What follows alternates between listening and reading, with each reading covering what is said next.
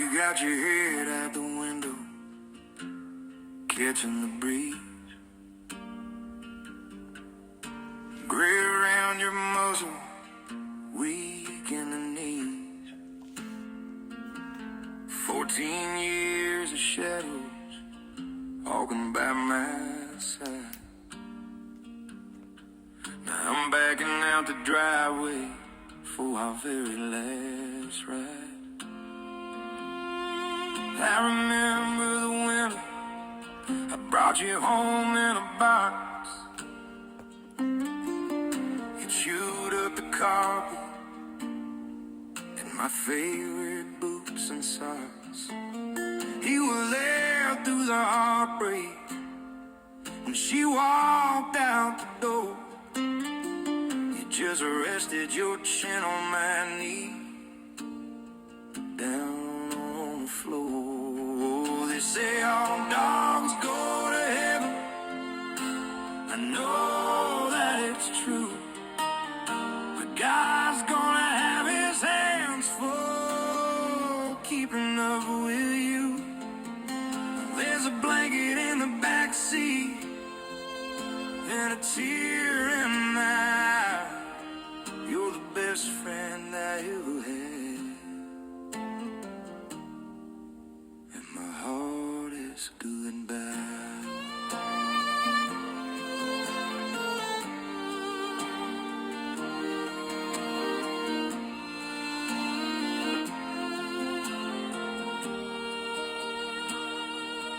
You pull into the clinic, the sun's going down, the quietest hour in this sleepy little town. I'll hold your heavy head, tell you it's okay to sleep, but the piece of my heart you take is the piece I wanted to keep. Oh, they say all dogs go to heaven. I know that it's true, but God's gonna have his hand full keeping up with you. There's a blanket in the back seat and a tear in my eye. You're the best friend I ever had, and my heart is goodbye. Yeah, you were a good boy, the best boy. Rest easy now.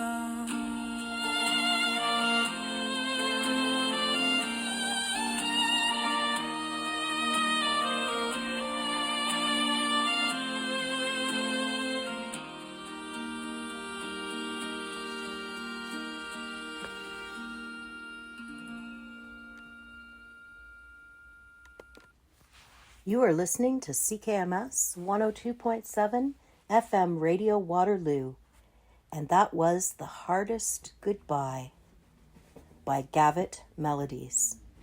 We are Two White Feather, Lori Gentle Eagle, Cedar the Emotional Support Pup, and her pack, Rogue and Arrow. This is the Red Road journey where we aim to amplify Indigenous voices to heal ourselves, our relatives, our communities, and our planet. We are broadcasting from the traditional territories of the neutral Anishinaabeg and Haudenosaunee people. And today on the Red Road journey, we are honoring Rufus. You may have noticed in the introduction that one of the names of the wolf pack was missing, and that was Rufus. Rufus made his journey home to Creator a couple weeks back, and we wanted to honor his memory with some songs and some information and some support numbers, because we know we're not alone in grieving this loss, and there may in fact be listeners out there that are going through the same experience or who are touched by hearing about the loss of our dear four-legged friend Rufus.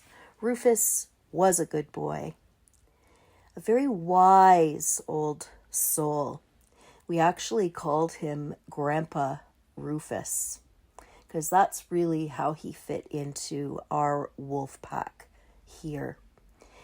And I'm going to tell you the story of how Rufus came to be a part of our life. It's rather a unique one. And many people say, including myself, that things happen for a reason. And I'm very certain in this case that Creator had a plan for myself, for Two White Feather, for Rufus, and for Fred. And I'll tell you our story. So we saw on social media a post from a woman who was looking to help her friend. And the request was for someone who could foster a dog for a couple of weeks while her friend secured housing. And we immediately responded because we're often looking for help for our fur babies, and we are avid dog lovers. We also care about people and people who are struggling or in need of help, and mutual aid, right? Coming to support community members has been a big part of what we do through Womb with a View. So we reached back out to the woman and made arrangements to meet with Fred. Fred was the owner of Rufus, and we met up with him at a local dog park. We drove down to the leash-free park behind the Kitchener Memorial Auditorium. And it was a cold day. There was still snow on the ground, and we had brought our dogs as well. And at that point in time, we had Rogue and Arrow only. So we brought them there because we thought it was important that if we were going to help out in this capacity, that everyone got along or had the potential to get along. It takes a while, right? Sometimes in our packs, our social packs, to get along. So in any case, we had a very good meeting with Fred and Rufus. Rufus was in the back of Fred's truck when I first laid eyes on him. And my first thought was, wow, he is huge. And when he jumped out of the truck, my goodness, I was overwhelmed. He is a King Shepherd. So just massive, especially compared to not only Rogue and Arrow, but my previous dogs. I had Jack Russells previously. So, just when I thought Rogue and Arrow were bigger dogs, right? Being a Shepsky and then Arrow being a cross between a Husky and a Blue Heeler, Rufus was just massive.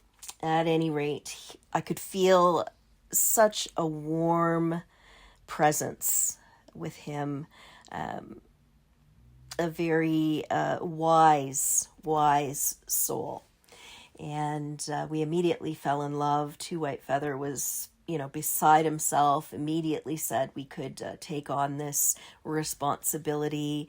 And Fred had explained that it would be temporary, perhaps, 2 to 3 weeks. He explained that he was living in his truck because the place that he was getting was still being renovated. And he wanted to make sure that Rufus had a better place to be in that interim. So, we offered Fred some resources as well, but he said he'd be fine in his truck. It would give him more of a peace of mind, though, if we could care for Rufus. So we said, yes, absolutely. And, Rufus was supplied with some favorite toys and a bag of food and, a promise from Fred that there would be visits. And there were. There were visits over the course of the next couple of weeks that unfolded.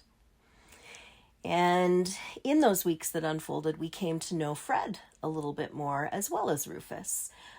But it was clear to us that, Fred was feeling a little bit shameful around his circumstances, didn't, come right out and tell us that he was actually homeless and unsure of when he would be finding a place.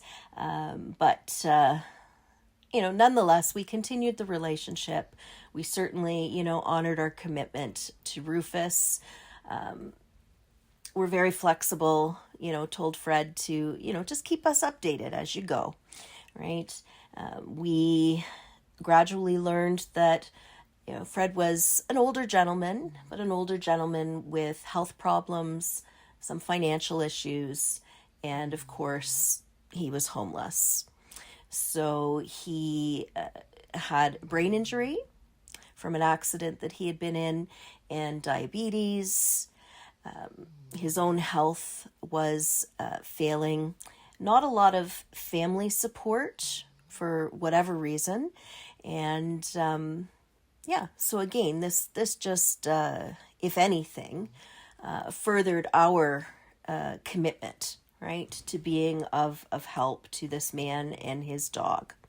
Rufus fit in really well into our little wolf pack. He, as I said, he kind of took on that role of being Grandpa Rufus, right? And eventually we learned that a space had come available for Fred and that he would be moving into that place. And we were very, very happy for him and a little bit sad that we'd be losing Rufus, but we knew we could visit our friends, right? Our four-legged friend and, of course, our human friend. And we parted ways. And we did have some contact with Fred where he was in crisis for a little bit, and we had tried to link him up with some supports in our community, but they fell through, as they often do. They, in all our opinions, neglected to do what they say they do. And of course, that just furthered our commitment to doing the work that we do through A Womb with a View and making sure that we're responding appropriately to people in real need, right? A crisis can be many things, and it can look very differently to all of us, and it's important to really listen with your heart and be guided to do the right thing in that way. So in any case, coming back to the good part of the story, which was that Fred had found a place, Rufus had reunited with his dad, and we parted ways. And then we got a message from that female friend of Fred's a couple weeks after, and she had asked us if we had heard from Fred, if we had any recent face-to-face contact with him. And we said, actually, no, we haven't. But we're, assuming things are all good. We saw the place that they moved into, and, he seemed to be in better spirits. In any case, she said that she was concerned about them. So we, being more local than she, hopped into our car, Two White Feather and I, and went to Fred's new place. And there we were greeted by a young girl, a roommate, who had only just moved in and said that she met Fred very briefly. He had indicated that something came up and he had to go out of town for a couple of days, could she look after Rufus in the home for a little bit. And she had since learned from police that Fred had passed. Fred had passed in a truck stop parking lot. So she was very grateful to see us and understand the relationship that we had with Rufus, and accepted our offer to take Rufus back temporarily or on a longer term basis, whatever she and the daughter, Fred's daughter, if we could find her, wanted. So we took Rufus back, of course, into our loving arms, and brought him back to our household. And he was with us ever since. So, of course, he got to meet our new pup, Two White Feathers emotional support pup, Cedar, and really took a liking to Cedar because she was, such a small little one. And I would say, we had Rufus for a good 3 to 4 years. So it very much became a long-term loving relationship and commitment.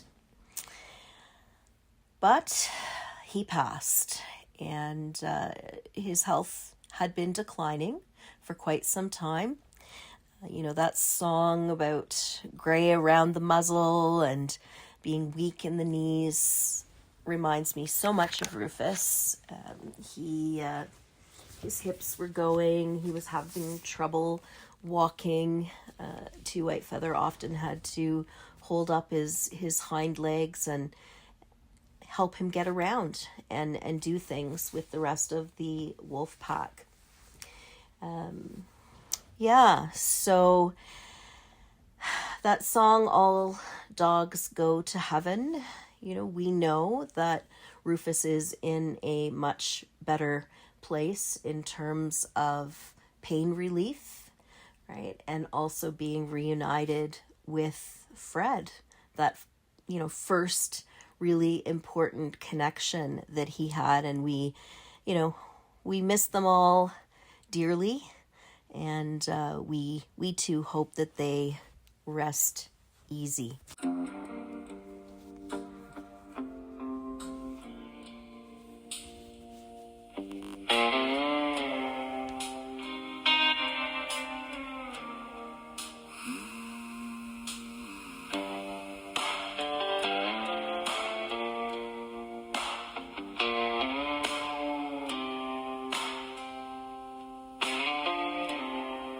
They say he's just a dog, like that explains it all.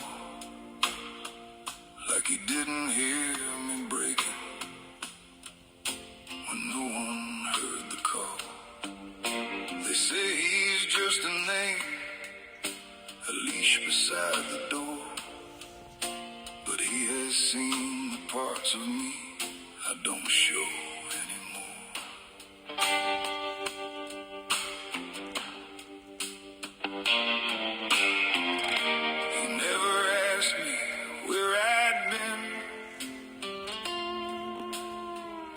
Stay close and let me in.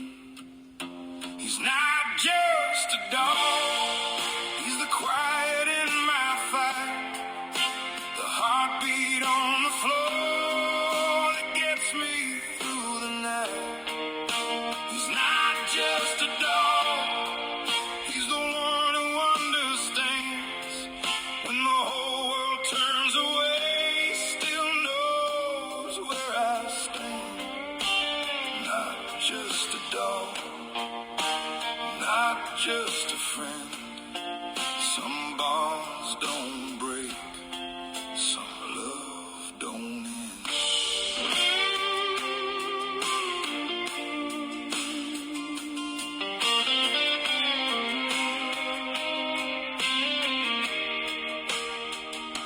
He knows my steps, he knows my hands, he knows the way the man can't stand. He doesn't need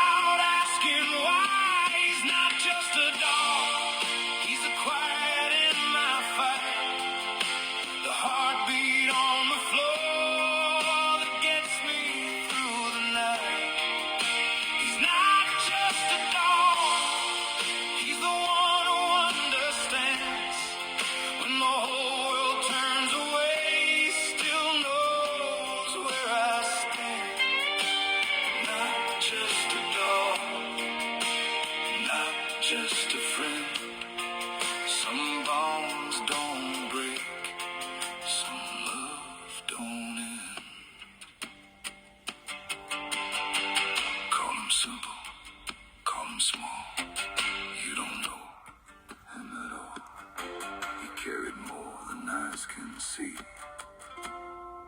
And somehow he carried me.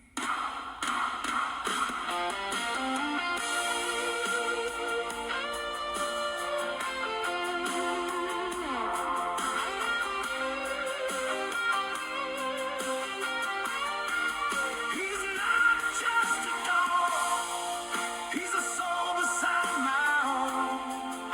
The steady kind of love that always brings me home. He's not just a dog, he's a light I didn't know. When the road got cold and dark, he was the fire in the snow. Not just a dog, not just a friend. Some bonds don't break, some love don't end. They say he's just a dog, but they don't know what he's been to me.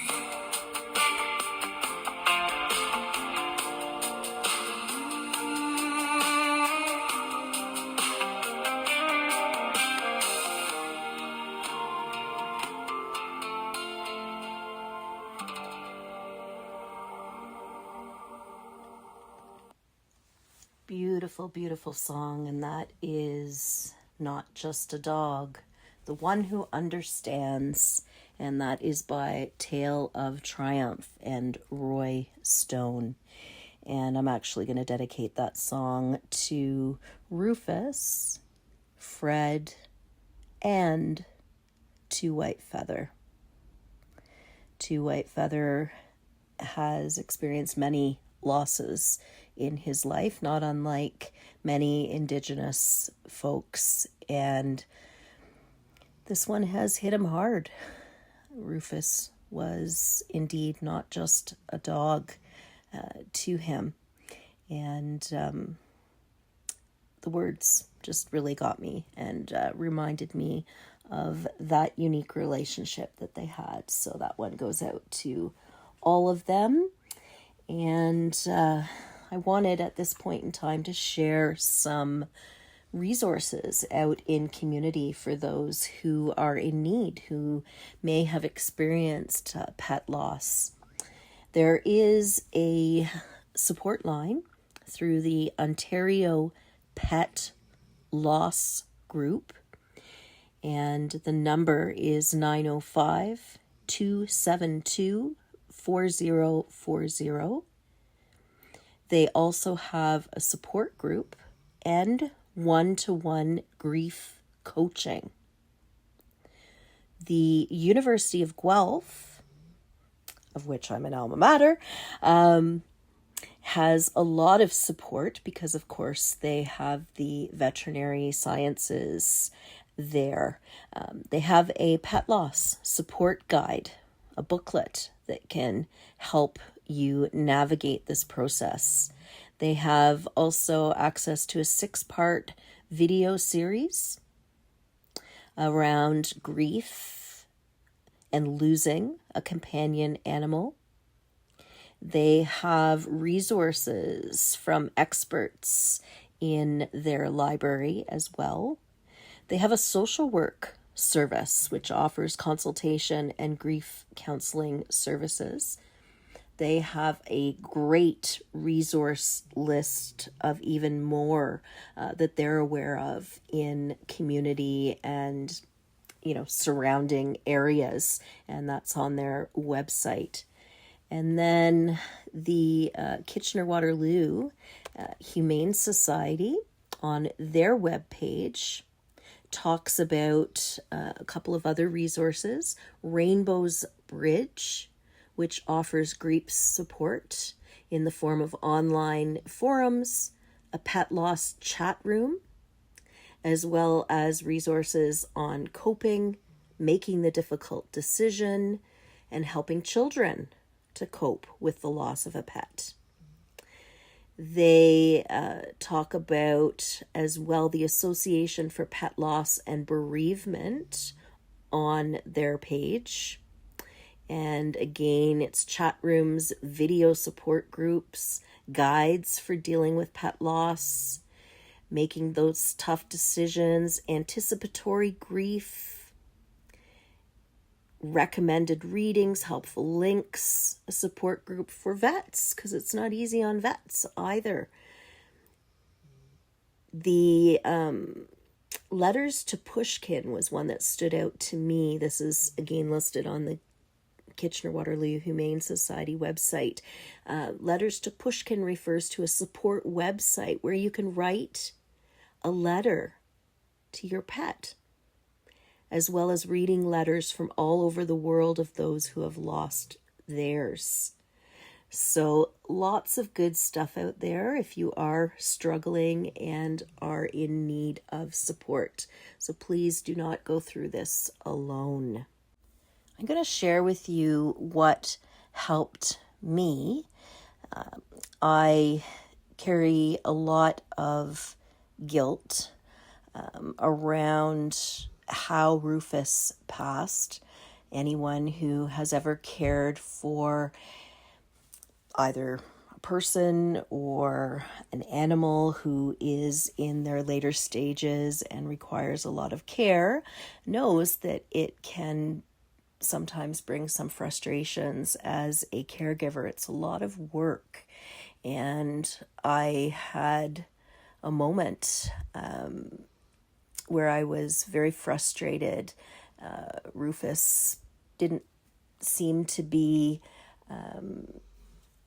comfortable and, was very restless this particular evening. And, I had tried a few things to, calm him down, get him into a better place. But, he was really struggling and lost control of his bowels and was urinating everywhere. And I had a moment of frustration. And it wasn't long thereafter we had put him in the car with the other dogs, taken him for a little bit of a car ride, which he loved. And we were going after some medication to help him calm down a little bit and, hopefully find some peace. And little did I realize that would mean that he would pass on that car ride after we had given him a little bit of that medicine. So I do carry a lot of guilt around that. I mean, I know Rufus was in his later stages of life and his time was definitely coming. But, there's always that belief that, could we have had a couple more days or a couple more weeks or what have you? So I was very much stuck in that place. And what helped me after crying for what seemed like forever was listening to a piece from Edgar Cayce on what happens to the souls of dogs in the first days after their death. So I'm just going to play a little bit of that for you, again, with the purpose being hopefully it brings some measure of comfort to our listeners out there. And there's a quote here just before I begin it. It says, "Dogs don't die. They just wake up in a place where they can run without a body and love without limits."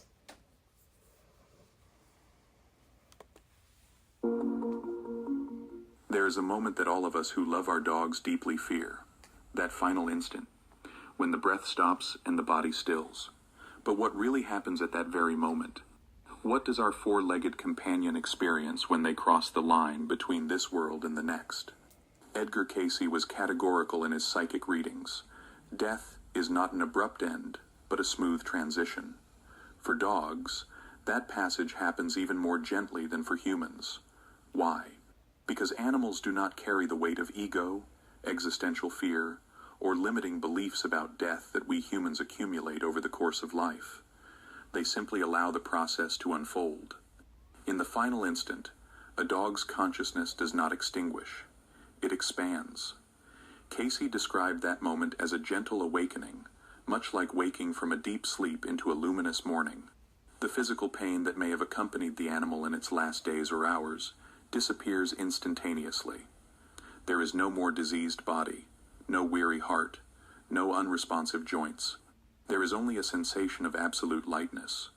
During physical life, the dog's perception is filtered through the senses of the body. They see, smell, hear, and feel through biological receptors. But at the moment of transition, those filters fall away. Consciousness is freed, and, suddenly, the dog perceives dimensions of reality that have always been there, but were invisible to the physical eyes. It is as if someone turned on all the lights in a house you've always inhabited in darkness. Casey revealed something deeply comforting. At the exact moment of death, dogs feel no fear. Fear is an emotion that only exists when there is attachment to the body and to the ego. Animals, in their natural wisdom, do not cling to the physical form in the same way we do. They live fully in the present, and when the moment to depart arrives, they simply go ahead. There is an innate trust, a deep knowing that all is well. But what about the caretaker? Does the dog feel our pain at that moment? Yes, it does. The emotional connection between you does not break with the death of the body. In the first seconds after transition, the dog is still very close to the physical plane, as if standing at the exit door, glancing back one last time. It perceives your suffering, your pain, your tears. And something remarkable happens. The dog feels an impulse to comfort you, even from the other side. Many people report sensing a comforting presence right after their pet's death. A sense of peace that defies logical explanation, given the pain of the moment. Casey explained that this is not imagination. It is the dog, in its first conscious act after leaving the body, sending a wave of love and tranquility to its human. It is as if it is saying, "I am okay. Do not suffer for me." The transition itself lasts only a few seconds in earthly time, but for the dog's consciousness, it may seem longer or even timeless. There is no rushing in the spiritual realm. The animal experiences a peace that transcends anything it felt during life. It is a peace that does not depend on external circumstances, on being beside you in bed, or on receiving affection. It is a peace that arises from recognizing, even if non-verbally or non-conceptually, that its essence was never truly bound to the body. What we need to understand now is this: when your dog closes its eyes for the last time in this world, it is not entering darkness, it is entering light. The pain is gone, fear does not exist, and the journey that is only beginning is more beautiful than we can imagine. The death of the physical body is only the end of a chapter, not the whole book. So what happens next? Your dog has just left the physical body, experienced that profound relief, that absolute lightness. And now, where does it awaken? In what kind of place? And more importantly, is it confused, disoriented, or is there an immediate clarity about what occurred? Edgar Casey was very specific about this. The first moments in the astral plane vary from animal to animal, but follow a general pattern. And that pattern depends on a crucial factor: how the dog's earthly life was, and especially how its death was. A dog that passed naturally, in peace, surrounded by love, generally experiences a smooth and clear transition. It awakens in the astral plane with full awareness that something changed, but without panic or disorientation. It is like waking in a room different from the one you fell asleep in, yet feeling that you are exactly where you should be. There is a sense of familiarity, though the environment is entirely new. Now, a dog that died traumatically, suddenly, or with great suffering, may experience some initial confusion. Casey explained that this is not suffering in the sense we understand, but a kind of adjustment of consciousness. Imagine you are watching a movie with the screen very dark, and suddenly someone increases the brightness to maximum. Your eyes take a few seconds to adjust. It is something like that. The animal's consciousness needs to calibrate to the new vibrational frequency of the astral plane. But this confusion, when present, lasts very briefly, minutes, perhaps hours in earthly time, because in the astral plane, time does not function as it does here. And there is something fundamental that accelerates this adjustment process: the presence of other beings. The astral plane where dogs awaken is not a dark void or an abstract space without form. According to Casey, it is an environment that reflects the animal's consciousness. For a dog, that means a place that feels natural, nurturing, familiar. The first thing the dog perceives is that its body functions differently. It attempts to move and discovers there are no longer limitations. That elderly dog who could barely walk in its last months of life suddenly can run again. The paws respond instantly. There is no joint pain, no fatigue.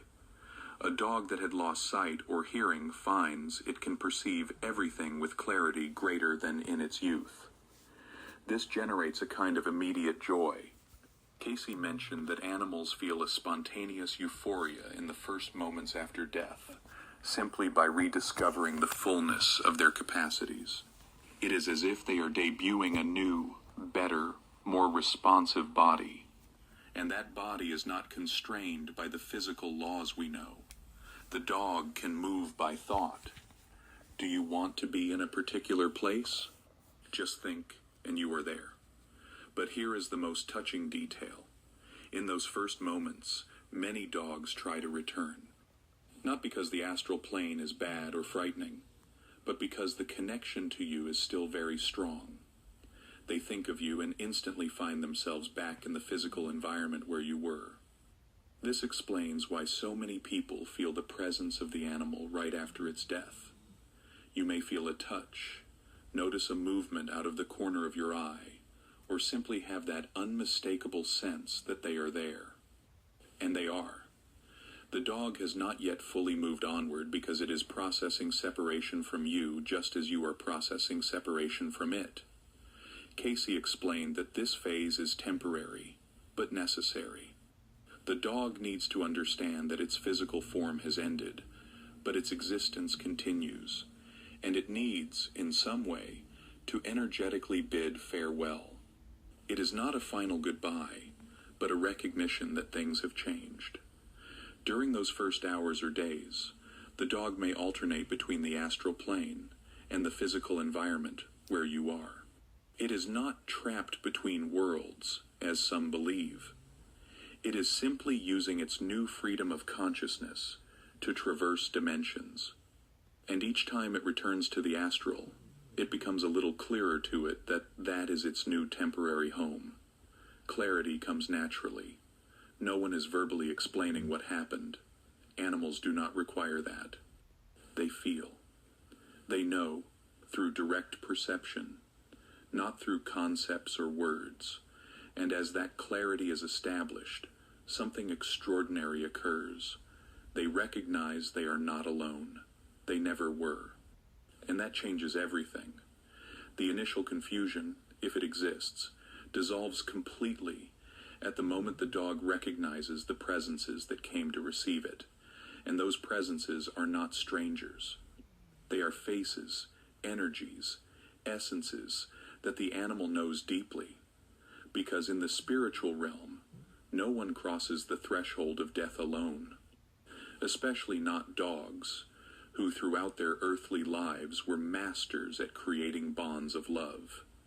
Now we arrive at one of Edgar Casey's most emotionally profound and comforting revelations about the death of animals.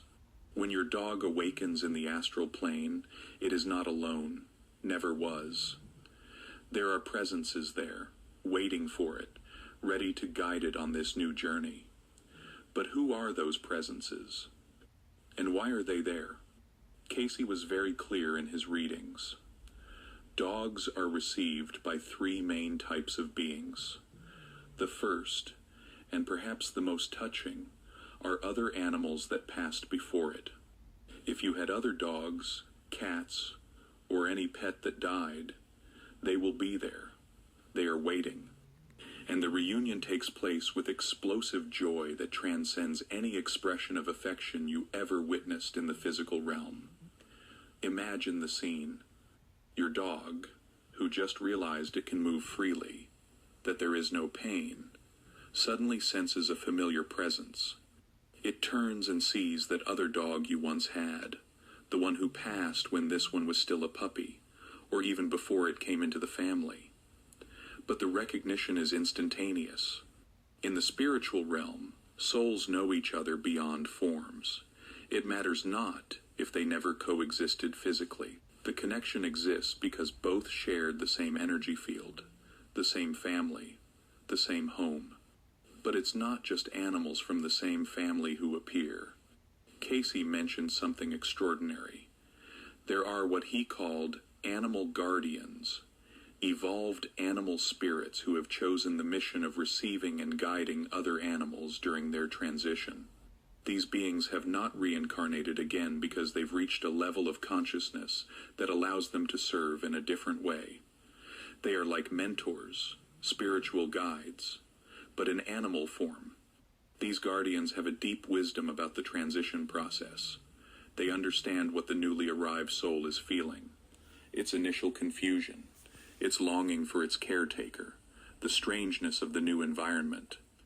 And through a form of communication that goes beyond sounds or gestures, they transmit peace, safety, and guidance. It's as if they say without words, "You are safe, we are here. We will show you the way." Now, the third type of presence is the most surprising. Casey revealed that dogs are also received by human beings, but not just any humans. These are people who had a special connection with animals during their earthly life.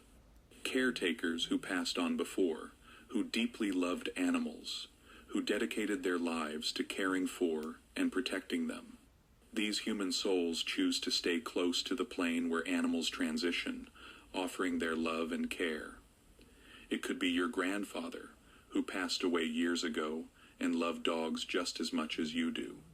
It could be a family member you never met personally, but who in the spiritual realm maintains a connection with the family lineage and its animals. And when these human souls appear to receive your dog, they bring with them an energy the animal instantly recognizes. The energy of family, of home, of the unconditional love it knew on earth. There is something deeply comforting in that. Your dog is not being received by strangers. It is being welcomed by a community of souls who already loved it before it even arrived in the astral plane. It's like coming home after a long journey and finding everyone waiting for you at the door with hugs and smiles.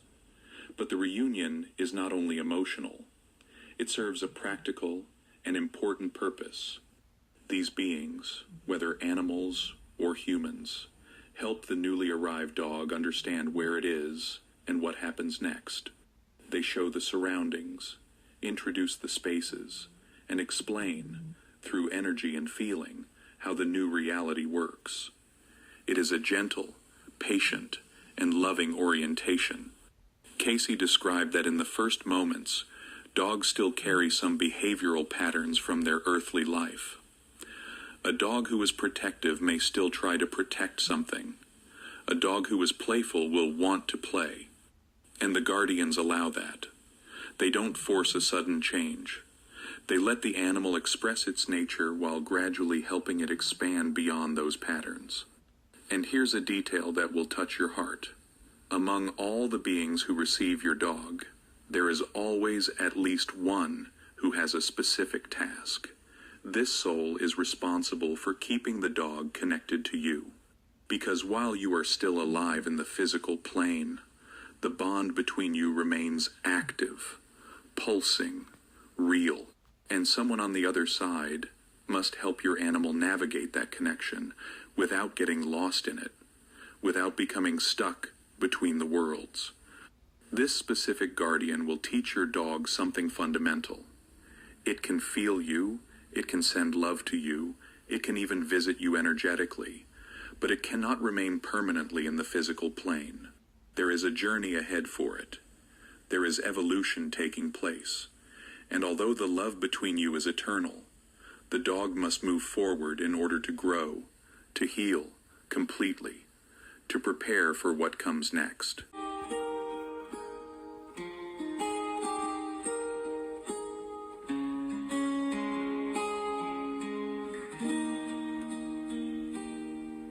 I saw the way you look today, trying hard to smile, but it fades away. You still sell my favorite toy, like somehow I might come back. But don't you worry, don't feel blue. I was loved all my life, and though I had to go ahead, I carry every word you said.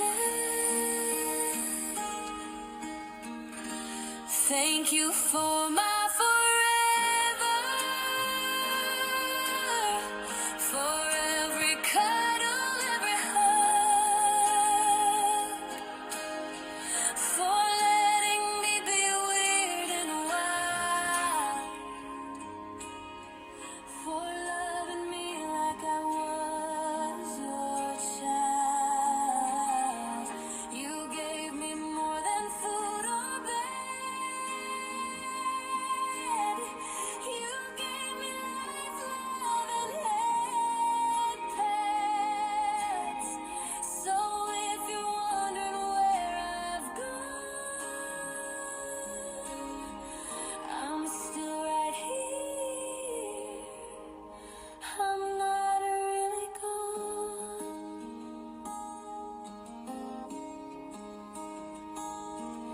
You made the vet less scary too. You knew just what I couldn't do, and I knew then I belonged to you. You talked to me when no one heard. I understood your every word, and when you cried, I stayed near. That kind of love never disappears. Thank you for my forever. You were my always, my whole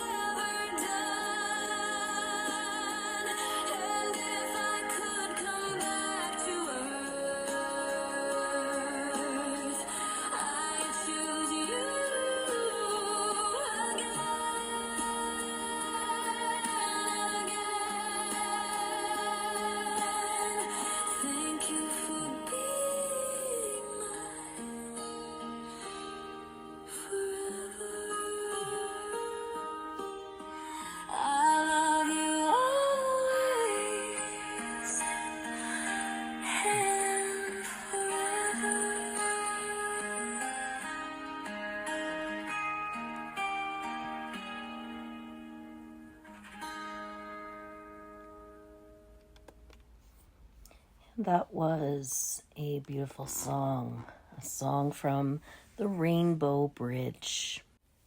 And before we leave the Red Road Journey radio show today, we wanted to play a segment on how dogs have changed Native American history forever, just like Rufus has changed our lives forever. Thanks for listening, and we will see you next Sunday. For a long time, dogs have held a central place in the lives of First Nations peoples and were an integral part of their community, as well as their worldview. Their relationships were characterized by close and respectful interaction, and their connections were not only varied, but also deeply rooted in their culture, way of life, and environment. Before the arrival of the horse, the dog was the only domesticated animal present among the majority of Native American tribes, and it was seen as a true ally. Considered as full members of the family, dogs offered them companionship, but also protection and an important social connection. As with every member of the tribe, they were even given names based on their personality or appearance. But dogs also had spiritual and symbolic importance. Their presence was often considered a sign of luck or protection in the unseen. In most tribes, they were revered and even included in religious ceremonies, for example, to help men make their journey to the afterlife. This is how Native Americans saw the dog as an integral part of their human existence through the cycles of life, death, and rebirth. This special place of the dog in tribal life is naturally reflected in the various myths and legends passed down from generation to generation. According to a Native American legend, the dog freely chose to become man's companion. The Great Spirit had gathered all the creatures living on Earth. Its goal was to find the animal that would be the best companion for human beings who, at that moment, had not yet been created. He asked the animals how they would treat humans. Some said they would attack them. Others said they would live near them to steal their food. But the dog, for its part, declared that its only wish was to live with humans, to share their food, to help them hunt, and to protect their children and their belongings, even at the risk of its own life. Another Native American legend tells that a dog's life was originally 20 years, but the dog voluntarily gave up 10 of its own years so that humans could live longer.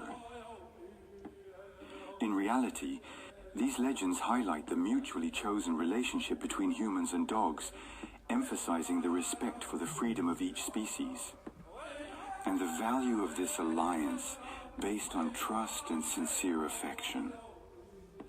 They also symbolize the recognition of the wisdom of animals and their ability to make conscious choices to share life with humans.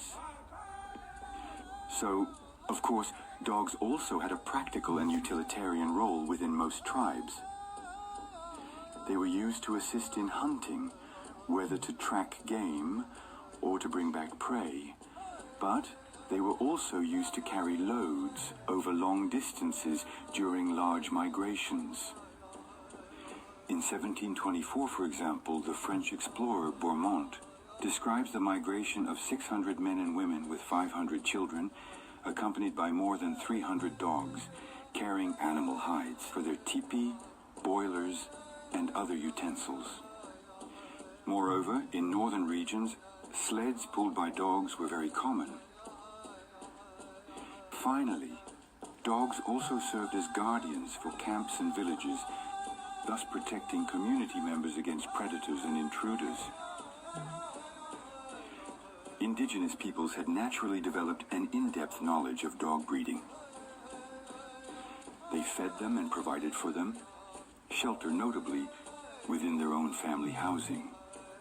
Dogs were often neutered or subjected to population control practices to maintain balance within the communities. There was a wide variety of breeds ranging from hunting dogs to sled dogs, each having specific characteristics according to the needs of the populations. The arrival of Europeans also altered the relationship of Native Americans with dogs. Indeed, some European dogs were introduced, which had a negative impact on indigenous breeds, characterized by great variations in size and color. Moreover, smallpox, brought by the Europeans, decimated nearly 90% of the population, followed by the deportation of the indigenous people to reserves, leaving the survivors with few resources to care for their animals, even if they were dear to their hearts. This is how a very specific Native American breed of woolly dogs disappeared at the turn of the 20th century. And it goes on to say that women were the breeders of this dog and held a role that was strongly disapproved of by Christian settlers. And there's more to this story. You can check it out on YouTube. Thanks for listening. Aho.